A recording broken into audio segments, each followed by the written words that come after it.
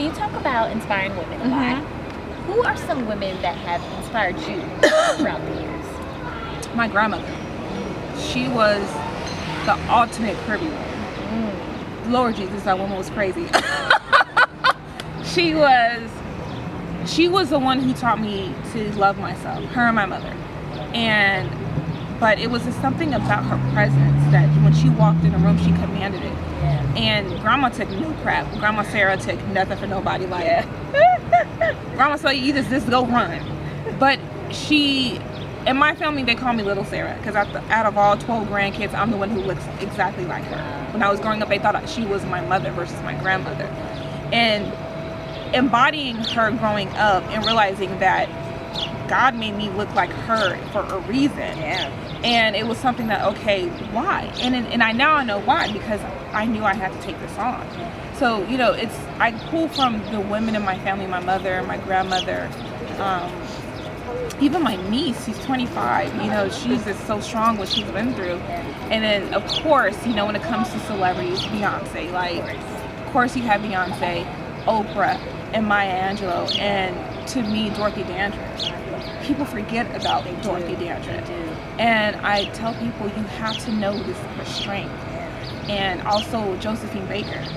I was 10 years old and the Josephine Baker story came on, and I was memorized by just everything she went through and what she had to go through, and being that black woman and just being so okay in her skin and okay in just who she was, didn't care.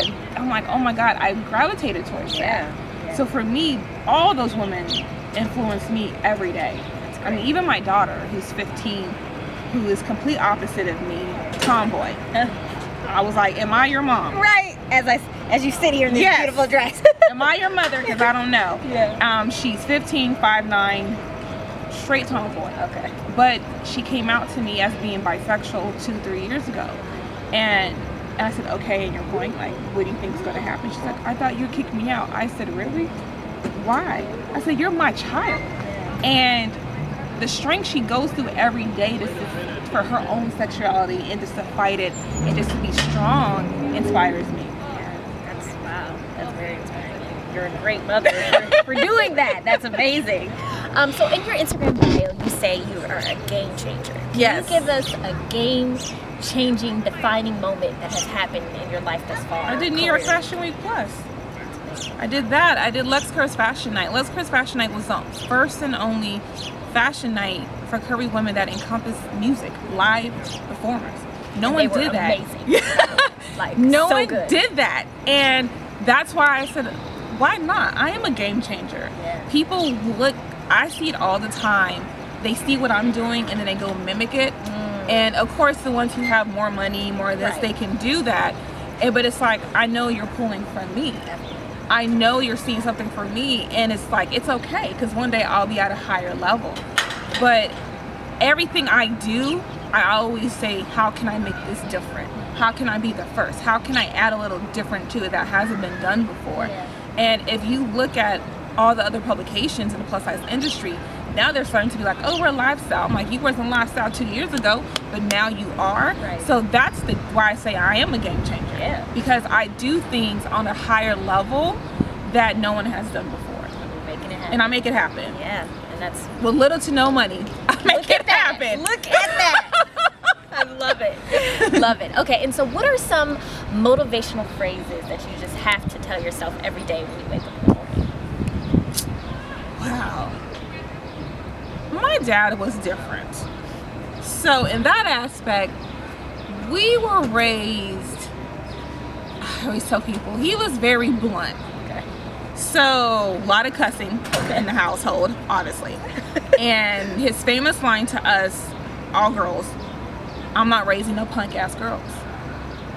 And that'll get you up in the morning. As a child, I didn't know. I was like, but I'm 6. Why, Daddy? I was supposed to play with Barbies. He's like, no. But now I know what he was doing.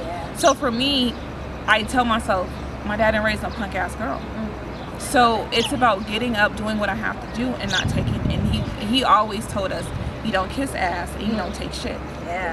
And that's what my model is. I wake up. I mean, I have my moments of a couple weeks ago, I was like, I'm done. I'm not doing this anymore. I was like, this is too much. I'm crying in my room. I called my mom. She let me cry for 10 minutes.